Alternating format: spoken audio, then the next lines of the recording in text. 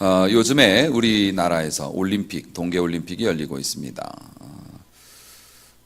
그래서 많은 분들이 그 경기에도 관심을 가지시고 또 즐거운 가운데서 특별히 그 남북한이 서로 나중에는 어떻게 될지 모르겠지만 사이좋게 지내는 모습을 보여주어서 정말 다행스럽게 생각하고 또 감사하게 생각하고 그렇습니다. 선수들이 정말 열심히 준비하고 또 그 찰나의 순간에 승리를 거두기 위해서 노력들을 많이 하고 정말 안간힘을 쓰면서 경기에 임하죠. 우리가 운동을 할 때 뭐 여러 종목이 있습니다만은 그 선수들이 점프를 많이 합니다. 좋은 기록을 내기 위해서 뛰어오를 때 그 점프대를 사용합니다. 수영의 다이빙 같은 경우에도 그렇고요. 스키 점프 이런 것도 그렇고 그 점프대를 어떻게 잘 활용하느냐에 따라서 결과가 많이 달라지죠. 삶에 있어서도 이러한 것들이 필요합니다. 사업을 하시는 분들도 미리 계획을 세우고 자금을 모으고 또 여러 가지 훈련을 받고 해서 점프하는 겁니다. 그래서 사업의 문을 열죠. 공부하는 친구들도 마찬가지고요. 마지막 그 순간을 위해서 도약을 하고 다름질을 치고 그리고 자신이 배운 것을 토대로 힘차게 발을 구릅니다. 신앙인에게도 예외가 아니죠. 우리는 하나님의 축복을 받기 원해요. 그래서 그냥 받는 게 아니잖아요. 성실하게 살아야 하고 정직하게 살아야 합니다. 이것들이 도약의 발판이 되어서 하나님이 필요할 때 주시는 그 축복을 탁 잡을 수 있죠. 또 우리는 천국을 향해 나가는 성도들이잖아요. 어떤 상황에서도 믿음으로 살고 힘들어도 충성하고 이렇게 되면 하나님께서 우리가 믿음을 잘 간직했다고 보시고 천국의 문을 열어주실 것이고요. 물론 세상에는 아무 생각 안 하고 잘 먹고 잘 살기 위해서 사시는 분들도 존재합니다. 그런 분들은 또 자기들의 그 점프대가 있죠. 이기적으로 남이 어떻게 되든 말든 나만 이런 점프대를 쓰고요. 혹은 남을 속이거나 뭐 짓누르거나 해서 일단은 내가 원하는 것을 얻기 위해서 그런 점프대를 쓰기도 합니다. 물론 어디로 떨어질지는 이제 잘 모르겠지만 사실 우리가 기독교인으로 살아가는 데에도 점프대가 필요하죠. 다시 말해서 믿음도 필요하지만 요령도 필요하다는 겁니다. 지혜라고는 이제 얘기합니다만. 그래서 현실적인 고민들이 우리에게는 항상 있어요. 우리 성도들은 하나님을 믿으면서 세상을 살아가는 사람들이에요. 다시 말해서 우리의 머리는 하늘에 있고 우리의 발은 땅을 딛고 있단 말이죠. 생각으로는 하나님의 나라와 그의 영광이지만 오늘 우리는 밥을 먹어야 하고 돈을 벌어야 하고 추위를 견뎌내기 위해서 또 돈을 지불해야 하고 이게 우리의 현실이기 때문에 성도들에게 현실적인 문제로 인한 고민과 갈등은 늘 존재합니다. 그것을 신앙 용어로는 경계선상의 문제라고 합니다. 이렇게도 할 수 있고 저렇게도 할 수 있는데 어떻게 하는 것이 최선의 길일까? 사실 세상 일이라는 게 단순히 흑백 논리로만 판단할 수는 없잖아요. 항상 이럴 수도 있고 저럴 수도 있는데 그 중에서 최선의 것이 무엇일까? 물론 여기서 최선의 것이라는 것은 우리가 이제 믿는 사람이니까 하나님이 기뻐하시는 뜻이 최선의 길이죠. 세상 사람들은 나에게 유리한 게 최선의 길일 거고 어떤 게 하나님이 제일 원하시고 우리에게 축복이 되는 길일까에 대한 고민을 할 수밖에 없어요. 현실이기 때문에. 이런 고민은 우리만 하는 게 아닙니다. 오늘 본문에 나타난 위대한 믿음의 영웅 사도 바울도 이런 고민에 빠져 있었어요. 자, 내용은 이렇습니다.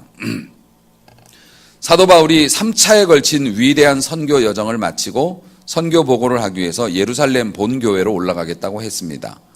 그런데 예루살렘 시내에서는 이미 사도 바울에 대한 나쁜 소문이 돌아서 유대인들이 칼을 갈고 있고요. 하여튼 나타나기만 하면 보이기만 하면 살려두지 않겠다는 분위기가 팽배해 있고 그러한 그 분위기를 감지한 이제 교회 성도들이 사도 바울이 예루살렘에 올라가는 걸 만류했어요. 심지어는 성령의 감동을 받아서 가면 해를 받을 것이라고 목숨이 위태로울 수 있다고 여러 차례 말렸어요. 목사님 지금 예루살렘 가시면 큰일 난답니다. 기도해 보니까 그래요. 근데 사도 바울은 고집을 굽히지 않아요. 하나님의 성령에 매여 있기 때문에 나는 내 맘대로 할 수 없고, 또 복음을 전하는 일에 내 목숨을 버리는 거는 조금도 내 목숨을 귀한 것으로 여기지 않는다라고 유언처럼 그렇게 성도님들에게 말씀을 하니, 그 성도님들도 더 이상 붙잡지 못하고 주의 뜻이 이루어지이다 하고 서로 인사를 해요. 그렇게 비장한 마음을 가지고 예루살렘 성에 딱 들어왔는데요. 그 당시에 예루살렘 본교회의 리더가 야고보 사도였습니다. 야고보는 예수님의 친동생 야고보예요. 그분이 이제 예루살렘 교회의 지도자로 계실 때였는데요.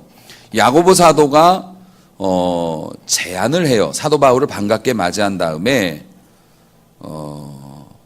지금 예루살렘 시내에서 당신이 돌아다니면 유대인들한테 그냥 맞아 죽을 수 있어요. 너무 분위기가 좋지 않아서 당신이 원하는 복음을 전파하는 이런 사역이 중단될 위험이 있으니 제가 아이디어를 하나 냅니다. 그러면서 결례를 한번 행해 보시면 어떨까요? 라고 제안을 해요. 야고보 사도가. 결례라는 게 정결 예식의 줄임말이에요.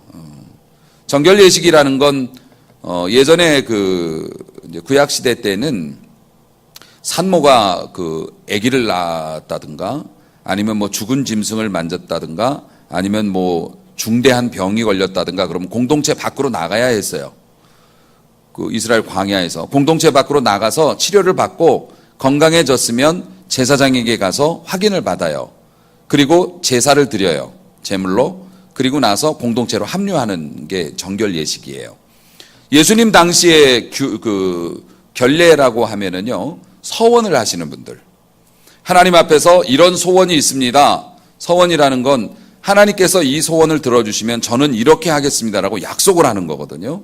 그런 서원이 있거나 혹은 하나님 앞에서나 공동체 앞에서 큰 죄를 지었거나 아니면 자기가 무슨 큰 결단을 하거나 이러면 결례를 행한다고 성전으로 찾아갑니다. 그럼 거기에서 어떤 사람은 6개월, 어떤 사람은 뭐 한 달, 어떤 사람은 일주일 이런 식으로 가족들과 떨어져서 성전에서 지내요. 기도원 올라간 거하고 똑같아요. 사람들과의 접촉을 차단하고 기도하는 일, 그리고 금식하고 하나님 앞에 마음을 드려요. 그리고 나서 정한 날짜가 되면 제사장에게 가서 확인받고 그리고 머리를 잘라서 제단 불에 태웁니다. 그리고 마지막으로 짐승 한 마리를 제물로 바쳐요. 헌금으로 바치는 거예요. 보통 양이나 염소를 바치는데요. 사실 요즘에도 염소 한 마리 값이 싸진 않잖아요. 양도 금액이 만만치 않죠. 일반인들이 한 마리씩 사서 한다는 거. 당시에도 양과 염소는 비싼 것이었기 때문에 가난한 사람들이 결례를 행하는 것은 굉장히 어려운 일이었어요. 그래서 당시에 부유한 유대인들 또 믿음 생활 잘하는 경건한 유대인 중에서 기부를 하고 싶은 사람, 자선을 하고 싶은 사람들이 성전에서 결례하는 사람들을 보면 저 사람의 비용을 내가 내겠소 이렇게 얘기를 하는 거예요. 그렇게 하면 종교적인 열심이 있는 것으로 인정을 받고 존경을 받아요. 사람들이 되게 우호적인 분위기가 되죠. 마침 성전에서 결례하는 사람이 4명이 있었대요. 다 성경에 나와 있는 얘기예요. 야고보 사도가 지금 4명의 사람들이 결례를 지금 하고 있는데 당신도 거기에 합류를 하세요. 그리고 그 4명의 사람들의 비용을 당신이 내주세요. 그러면 전통적인 유대인들이 볼 때 바울은 율법을 무시하고 성전을 무시하는 줄 알았더니 성전에 와서 율법대로 결례를 행하네. 바울은 우리들을 배반한 사람인 줄 알았더니 결례를 행하는 사람을 위해서 돈을 내어주네. 4명이나. 그렇게 될 테니 바울 당신도 안전해지고 복음을 전하는 일도 잘 되지 않겠소 하고 야고보 사도가 제안을 한 거예요. 그것을 바울이 받아들입니다. 바울이 이것을 받아들인 것은 바울의 전도 전략이 원래 그랬잖아요. 이방인에게는 이방인처럼 유대인에게는 유대인처럼 한 영혼이라도 더 구하려고. 그렇게 바울이 이제 마음을 먹고 기왕이면 안전하게 복음을 전하려고 하는 이제 마음을 가지고 결례를 행했는데 그게 잘 안 됐어요. 그게 잘 안 됐어요. 27절 말씀 보니 그 이래가 거의 참회. 바울은 일주일을 했는데요. 7일이 거의 돼 갔을 때 아시아로부터 온 유대인들이 바울을 보면서 저 나쁜 녀석, 사람들을 막 성전에는 항상 사람들이 많으니까요. 사람들을 불러 모아서 저거 나쁜 사람이라고, 율법을 무시하고 이 성전을 아무것도 아니라고 말했고, 그 내용들이 나옵니다. 각처에서 우리 백성과 율법과 이 성전을 비방했다. 그리고 헬라인을 데리고 이 성전에 들어와서 성전을 더럽혔다. 이러면서 사람들을 막 선동합니다. 이 아시아에서 온 유대인이라는 게 누구냐면은 여러 정황상 에베소에서 온 유대인으로 보여져요. 에베소라고 하는 곳은 사도 바울의 사역지 중에서 가장 사도 바울이 오랜 시간을 머물렀고 사랑으로 감쌌고 교육을 많이 했던 도시예요. 그런데 그곳에서 유대인들이 와가지고요, 사도 바울에게 주먹을 날린 거예요. 항상 그렇죠. 목회를 하면서도 그렇습니다. 가장 사랑하고 가장 아끼고 가장 많이 정을 준 사람에게 가장 큰 또 상처도 있고 그럽니다. 뭐 그런 거야 뭐 늘 있는 일이니까요. 그렇게 유대인들이 막 이제 끌어올랐어요. 근데 사실 이게 맞는 얘기도 아니었어요. 이 사람들이 특히 유대인들에게 있어서 성전은 뭐 거의 불가침의 영역이기 때문에 성전에는 그 구역별로 다 정해진 그 들어갈 수 있는 자격이 달라요. 먼저는 이방인의 뜰, 이방인이 와서 이렇게 들여다볼 수 있는 장소가 있고, 그 다음에 여자들의 뜰, 여자만 들어갈 수 있는 곳, 그 너머가 남자의 뜰, 그 다음에 제사장의 뜰, 그 다음에 대제사장만 들어가는 지성소, 이렇게 딱 구별이 돼 있어서 허가 없이, 허가도 없죠. 뭐 그 자신이 그냥 허가하니까 그 선을 넘는 자는 죽으리라라고 하는 명패가 있었고, 예수님 당시에도 그렇게 무단 침입하면 죽임을 당하기도 하고 했대요. 근데 말이 그렇지. 아니 교회 옛날에 교회에서는 이 제가 서 있는 이 위에 강단을 되게 거룩하게 여겨서 청소하러 여자분들 못 올라가게 한 적도 있었어요. 아주 옛날에는. 되게 웃기죠. 아니 하나님을 섬기고 사랑과 자비의 하나님을 섬기는데 여자가 남자 구역에 들어갔다고 죽인대요. 그게 말이 됩니까? 교회에서? 하나님이 과연 그걸 원하시는 것이었을까요? 그걸 하나님이 기뻐하셨을까요? 그런데 자기들의 권위와 자존심 때문에 자기들끼리 선을 그어놓고 그 난리를 피운 거예요. 그 사도 바울이 29절 보면 그들이 전에 에베소 사람 드로비모라고 하는, 그러니까 드로비모는 이방인인데요, 바울과 함께 시내에 있음을 보고 바울이 이방인하고 같이 돌아다니는 걸 보고 이 결례를 행한다고 하는 바울이 이방인을 성전으로 들여보냈어 라고 이제 막 외쳤는데 사실은 그러지 않았거든요. 드로비모는 성전에 들어간 적이 없어요. 어쨌든 이 사람들은 믿고 싶은 대로 믿는 거죠. 미우니까. 사람이 미우면 같은 값이면 나쁘게 봅니다. 그리고 그것을 진실이라고 믿는 경향이 있어요. 유대인들은 왜 그렇게 바울을 미워했을까? 그들의 자존심을 건드렸기 때문이에요. 그들의 우월감이라는 건 진짜 상상을 초월했거든요. 지금도 그렇습니다만은. 그들은 그 자존심 못 꺾어서 지금도 예수님 안 믿어요. 지금 이스라엘 사람들은. 메시아가 그렇게 올 리가 없다고. 우리가 메시아를 죽였다고? 우리는 잘못 없다고. 그래서 예수님 지금도 안 믿어요. 그 유대인들의 자존심을 건드리는 그 유언비어에 속아서 사람들이 이제 폭동이 일어났습니다. 흥분해서 바울을 붙잡고요, 두들겨 패기 시작하는데, 여러분 집단으로 두들겨 맞으면 어떻게 되겠습니까? 사람이. 이 바울을 성전 밖으로 막 끌어내고 문을 걸어 잠굽니다. 왜냐하면 성전 안에서는 사람을 죽이면 안 되거든요. 그 와중에도 또 율법은 지켜요. 그리고 맞던 사람이 탈출해가지고 성전 재단 그 중앙 그 성소 앞에 보면 재물을 불태우는 재단이 있어요. 그 재단에 뿔을 딱 붙잡으면, 모퉁이를 붙잡으면 아무도 못 떼어내요. 뜯어낼 수가 없어요. 인간으로서는. 지가 내려올 때까지 기다려야 돼요. 그런 균례가 있어서 일단 성전 밖으로 끌어내고 문을 닫은 거예요. 그 이유는 뭘까요? 죽이겠다고. 여러분, 사람을 죽어라라고 지금 넌 죽어야 돼라고 사람을 팬다고 생각을 해보세요. 그것도 여러 사람이 둘러싸서 바울이 어떻게 됐겠습니까? 여러분 생각해 보십시오. 바울은 야고보 사도의 그 충고를 받아들여서 유대인들의 환심을 사기 위해서 돈도 많이 쓰고 일주일 동안 또 성전에 앉아 있기도 했고 했는데요. 결과는 좋지 않았어요. 아무 의미가 없었어요. 여러분, 이 말씀을 보면서 제가 그런 교훈을 받습니다. 모두가 행복한 결말은 없어요. 어떤 문제가 발생했을 때 하나님의 방법을 사용하는 것과 그냥 서로가 좋은 게 좋은 거니까 하고 넘어가는 것과는 차이가 커요. 저는 목회 초창기에 그것을 아주 크게, 정말 크게 경험을 했어요. 목회 초창기에 교회에 큰 어려운 영적인 문제가 있을 때 저는 한참 교회가 성장하고 있는 상황에서 교회가 흔들리고 혼잡해지는 걸 원치 않았어요. 성장이 안 될까 봐. 그게 하나님이 원하시는 거라고 생각했어요. 그래서 부교역자의 허물도 덮었어요. 성도의 허물도 덮었어요. 그냥 다 덮기만 했어요. 그냥 드러나지 않게 하려고 감쌌어요. 덮고 다 덮었어요.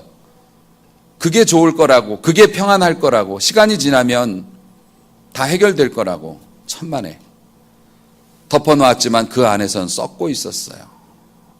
나중에 그것이 교회에 큰 해를 끼쳤고 우리 교회는 성장을 멈추었고 지금까지도 그 일은 저에게 있어서 제 인생의 최대의 실수로 기억되고 남아있어요. 여러분, 사도 바울도 그런 방법을 선택해요. 왜냐하면 경계선상의 문제니까요. 사도 바울더러 나쁘다고 말할 수는 없어요. 하지만 이 말씀을 들으며 오늘 우리가 하나님 앞에 교훈을 받습니다.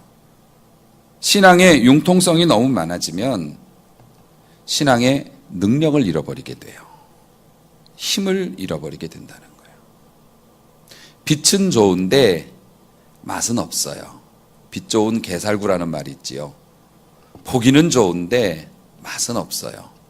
보기는 좋은데 맛이 없는 과일을 누가 좋아라 하겠고 무슨 의미가 있겠어요? 신앙의 융통성이 많아지면 여러분의 기쁨은 절반으로 줄게 됩니다. 여러분, 신앙생활을 할 때는 적어도 이런 말 정도는 들어야 돼요. 꼭 그렇게까지 해야 되냐? 왜 그렇게 편협하게 예수를 믿냐? 다른 사람이 여러분에게 그렇게 얘기하면 여러분이 이단 교회 다니는 거 아니면은 정상적인 교회를 다니시는 분들이라면 한 번쯤은 그런 말도 듣고 천국 가야지. 저 사람은 뭐 교회 다닌다면서 할 건 다 하더라고. 또 교회 가서 열심히 하더라고. 근데 거짓말을 얼마나 잘하는지 몰라. 술도 잘 먹어. 좋은 게 좋은 거라고. 그러면서 술 먹으면서 또 교회 가자고 그런다?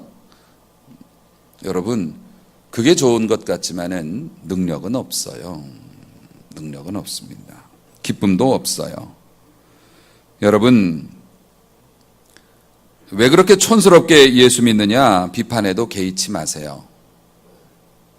손해가 나면 하나님이 채워주실 거예요. 독하게 예수를 믿으시기를 축원합니다. 주일 성수하세요. 다른 핑계 대지 말고.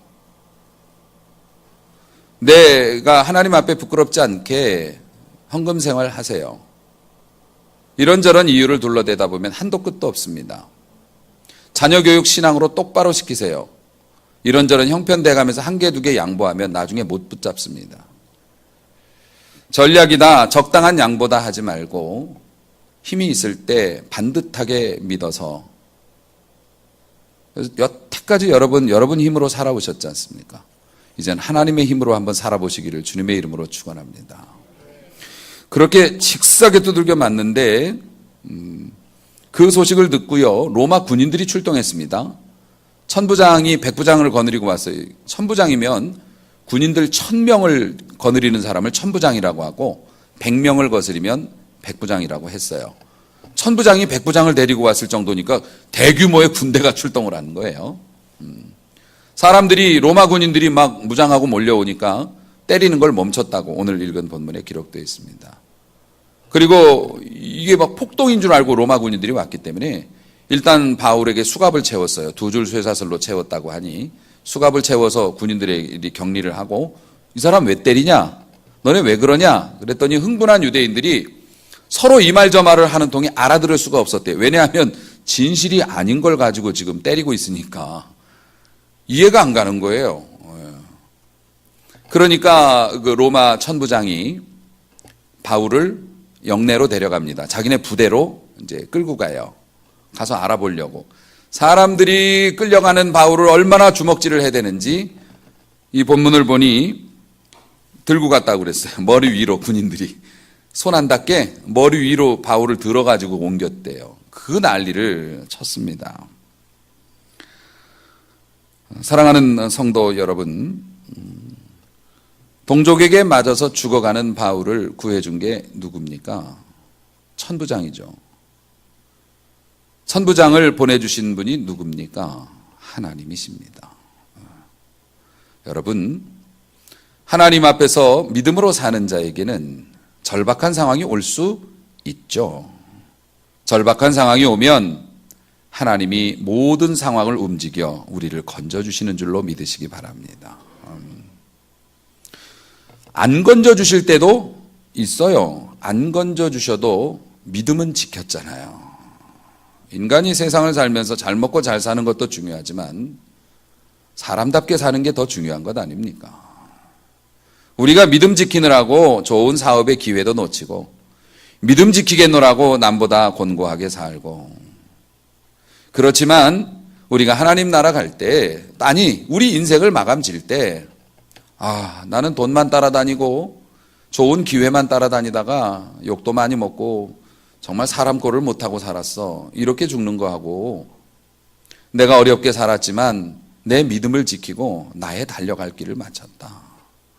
이거하고는 사람의 값어치가 다른 것이겠죠. 믿음으로 직진해 보세요. 죽지 않습니다. 사방으로 우겨쌈을 당하나 쌓이지 않는 줄로 믿으시기 바랍니다. 자, 바울을 병영 안으로 데리고 들어가는데요. 바울이 천부장에게 이야기를 합니다. 37절 말씀입니다. 바울을 데리고 영내로 들어가려 할 때 그때 바울이 천부장에게 이르되 내가 당신에게 말할 수 있느냐? 그러니까 천부장이 네가 헬라 말을 아느냐? 이렇게 돼 있어요. 천부장이 봤을 때는 어디 잡범인 줄 알았던가 봐요. 바울이 좀 생김새도 좀 그렇고 지금 막 두들겨 맞고 있는 중이니까 어디 이상한 비열한 짓이나 하다가 이제 잡힌 잡범인 줄 알고 가는데 저 천부장 내가 얘기 좀 하고 싶습니다라고 얘기를 하는데 헬라 말을 아느냐라는 말이 뭐냐면 너 영어 할 줄 알아? 이게 아니고요. 야, 너 본토 영어 한다? 이 얘기예요. 아주 세련된 헬라 말을 구사를 했던 거예요. 그러니까 천부장이 볼 때 당신 미국 사람처럼 말하네. 말을 정말 잘하네. 헬라 말을 그렇게 해요. 그러니까 바울이 또 이런 얘기를 합니다. 39절에 보니 바울이 이르되 나는 유대인이라. 나는 유대 사람이요. 그런데 소읍이라는 건 조그만 동네예요. 소읍이 아닌 길리기아 다소시의 시민이다 이렇게 얘기해요. 그걸 오늘날의 분위기로 표현하면 뭐냐면 나는요 영어를 이렇게 원어민처럼 하지만은 나는 이 나라 사람이고요. 그리고 나 서울 살아요. 좀 더 얘기하면 나 평양 살아요. 이렇게 얘기한 거하고 똑같아요. 지금 북쪽에서는 평양에 산다고 얘기하면 그게 벼슬이죠. 왜냐하면 평양에는 당의 간부들이나 또 충성스러운 사람들이나 선별해서 살도록 한다면서요. 그래서 북한에서는 어디 사냐고 물어봐서 평양 산다 그러면 일단은 이런 분위기가 있었고 아주 옛날에 시골에서 저도 그랬습니다만 서울에서 왔다 그러면 이렇게 보는 경향이 있었듯이 나는 소읍이 아니라 길리기아 다소 시민인데 내가 할 말이 있어요 라고 얘기를 해요. 누구에게요?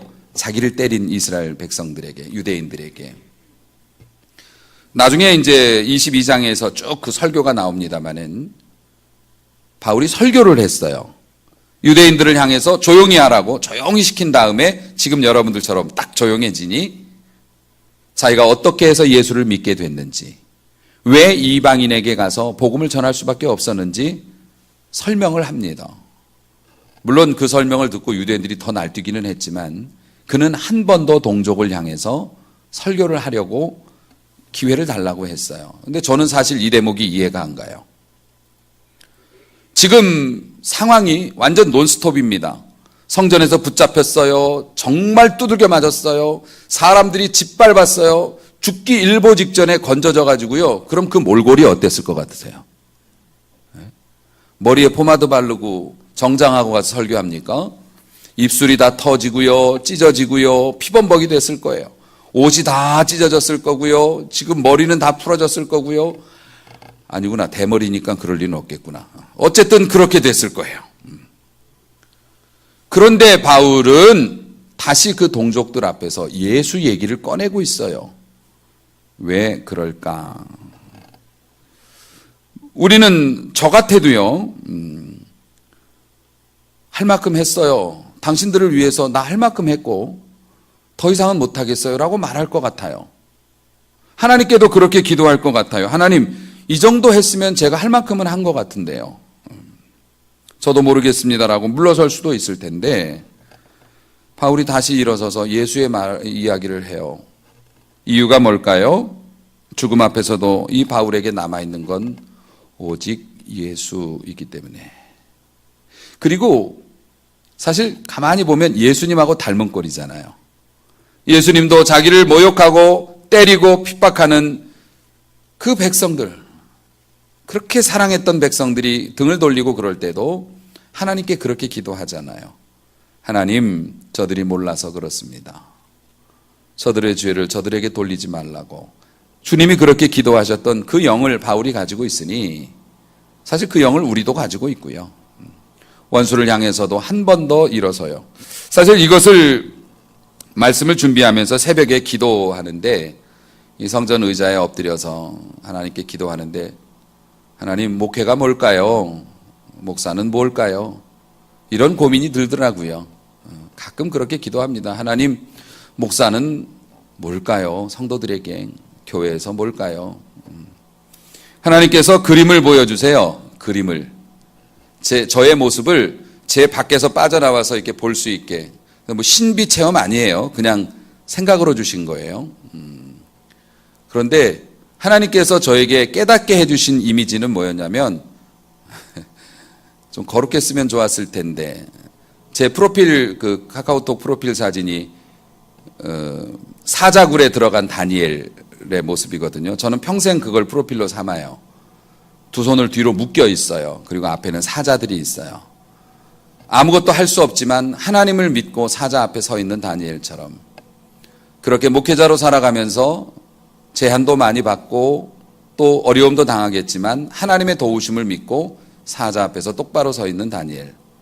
좀 그런 폼나는 그림을 그려주시면 좋은데 웬걸 이번에 새벽에 저에게 보여주신 그림은 순댓국집에서 서빙하는 그림이었어요.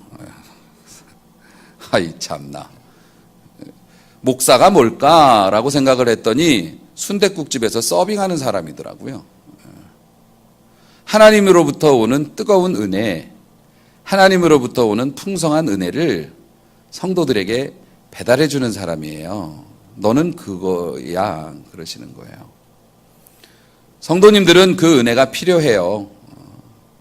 그 은혜를 호호 불어가면서 먹어야 하고, 그거 먹어야 힘나서 일하고 행복하게 살아요. 고통당하지 않고. 하나님이 주시는 뜨거운 은혜를 식지 않게 잘 감싸서. 그래서 목사도 성령 충만해야죠. 내가 시키면 안 되잖아요. 그 은혜를 잘 성도들에게 따뜻하게 전달해주는 역할. 그런데 그게 쉽게 되나요? 음식점에 보면 서빙하는데 애들 막 뛰어다니는 애들 있죠. 교회에는 잘 모르시는 성도님도 계시고 또 어려움을 겪고 있거나 마음이 아픈 분들도 있어서 뭐 가끔 불뚝불뚝 나와서 목회자의 마음을 아프게 하고 은혜를 배달하고 있는 목회자를 툭 쳐서 국물이 쏟아지게 하기도 하고 길을 잃게 하기도 하고 그런 일도 있죠. 국물 쏟아져서 손가락 뒤면 패대기 치고 나갑니까? 아니죠. 세상에 돈을 위해서 일하는 사람도 그런 걸로 패대기 치진 않아요. 하물며 성도들의 영혼을 위해서 보냄받은 목회자가. 그래서 식지 않게 이거 배달하려고 애를 쓰고, 그런데 우리 성도들에게, 어떤 성도에게 뜨거운 은혜를 배달하기 위해서 가는데 그거 못 가게 하면 어떻게 되겠어요? 하나님이 그거 나쁘다고 여기시는 거예요. 목회자는 저의 삶은 그렇더라고요. 제가 왜 이런 말씀을 드리냐면, 바울이 하나님의 그 은혜를 지금 오더를 받았기 때문에 배달을 해야 되는 거예요. 그런데 성도들은, 유대인들은 바울을 두드려 패고 욕을 하고 있어요. 그래도 하나님의 명령이기 때문에 다시 말씀을 들고 피 묻은 채로 그들 앞에 서는 거죠. 이것이 어찌 위대한 사도 바울과 저만의 얘기겠습니까? 우리 모두가 그 은혜 배달부로 부름받은 사람들이에요. 그래서 여러분이 행복해야 돼요. 여러분이 건강하고 여러분이 균형을 잘 잡아야 하나님으로부터 내려오는 좋은 것들을 또 이웃에게, 아직 하나님을 알지 못하는 사람에게 먹여줘야 되거든요. 그런데 여러분이 길을 잃고 있으면 안 되겠죠. 부모가 온전하게 하나님 앞에서 그렇게 해야 자녀들에게도 따뜻한 국을 대접할 수 있는 거고요. 그 영혼을 살릴 수 있는 거고, 성도가 또 그렇게 돼야 되고, 교회가 그렇게 돼야 되고요. 여러분, 목회자의 아픔과 고통이 비단 자존심 상해서 먹고 사는 게 힘들어서가 아닙니다. 그거는 그럴 때도 있지만 그건 아침 안개처럼 시간 지나면 다 사라져요. 하나님이 그렇게 해주시거든요. 여러분의 행복이 위협받는 것에 대한 스트레스예요. 하나님이 명령은 하셨는데 여러분이 받지를 못하니 이제 그런 스트레스가 많죠. 그런 스트레스를 받지만 사도 바울의 모습을 보면서 저도 또 한 번 다짐을 해요. 아, 맞아. 사도 바울처럼 사는 게 맞아. 그래서 여러분을 더욱 사랑하려고 또 다시 한번 마음을 먹습니다. 여러분, 여러분에게 여쭙고 싶습니다. 여러분을 위해서 예수님이 필요한가요? 아니면 예수님을 위해서 나의 삶이 드려지는 게 맞는 건가요? 처음에는 나를 위해서 예수님 하나님이 필요해서 교회를 오긴 하지요. 하지만 그대로 머물러 있으면 말씀드렸다시피 기쁨은 절반밖에 안 됩니다. 나 자신을 위해 주님이 필요하고 교회가 필요하고 하나님이 필요한 수준에 머물지 말고 한 걸음 더 나아가서 예수 믿는다고 하면서 내 입장과 내 형편을 먼저 따지지 말고 좀 곧게 믿어서, 바르게 믿어서, 세상 사람들이 불이익을 주거나 분위기 싸해지거나 아니면 기회를 놓치는 걸 두려워하지 말고 하나님 앞에서 하나님이 원하신다고 한다면 단 무례히 행하거나 또 교만하거나 이러지 말고 믿음대로 살아서, 사랑으로 믿음대로 살아서 하나님이 주시는 천부장도 만나보고 하나님이 주시는 공짜로 로마 가는 표도 좀 얻어보고 그랬으면 좋겠어요. 바울이 결례를 행함으로써, 사실 저는 목회적인 관점에서 보면 실패로 봐요. 그거는 바울도 실수할 수 있죠. 그렇게까지 돈을 들여가지고 성도들의 헌금이었을 텐데 그 돈을 들여서 그거 하고 달라진 건 아무것도 없으니까요. 그런데 바울이 다시 한번 피 묻은 얼굴로 자기를 때린 사람들을 향해서 사랑으로 나가서 복음을 전파하는 모습을 보고 하나님께서 로마의 문을 열어주셨다고 생각해요. 바울은 일생의 소원이 로마에 가서 전도하는 거였는데요. 로마는 세계의 중심지였으니까. 그런데 번번이 길이 막혀서 못 갔다고 로마서에 기록이 돼 있어요. 오죽하면 바울이 가기도 전에 이미 거기에 로마에 교회가 생겼어요. 하도 여기서 전도한 사람들이 가서 교회를 세운 거예요. 그래서 로마서가 쓰여진 겁니다. 결국 바울은 로마에 가죠. 로마에 가서 뜻을 이루고 장렬하게 순교를 하게 됩니다만은요, 바울은 로마 갈 때 자기 비용 들이지 않았어요. 로마의 가이사에게 항소를 함으로 말미암아서 로마의 군인들이 그를 안전하게 로마까지 데려다줘야 될 책임이 생겼어요. 그래서 이 천부장이 군인 200명을 떼어가지고요, 호위 부대를 편성해서 바울을 밤에 배에다 실었고요, 배도 로마인들이 그 배로 먹이고 입히면서 로마까지 그를 데려다 줍니다. 사랑하는 성도 여러분, 믿음으로 사셔야 해요. 성도는 그게 제일 빨라요. 그게 제일 안전합니다. 경계선상의 문제에서 여러분들이 이럴 수도 있고 저럴 수도 있어요. 여러분의 선택을 비난하지는 않겠지만 여러분의 행복과 안전, 그리고 이제는 내 힘으로 말고 하나님이 주시는 귀한 것들을 맛보기 위해서라도 한 번 더 믿음으로 결정하고 믿음의 길을 걷고 좀 비난과 손해를 감수하더라도 하나님이 원하시는 방향을 생각하면서 사업하시고 양육하시고 순종하시기를 주님의 이름으로 축원합니다. 그럴 때 하나님이 주시는 귀한 천부장도 만나보고요, 하나님이 주시는 로마행 배편도 우리가 얻을 수 있다고 저는 믿는데요. 우리 서로 사랑하면서 믿음으로 서로 이렇게 아름다운 삶을 살아가는 교회를 이룰 수 있기를 주님의 이름으로 축원합니다.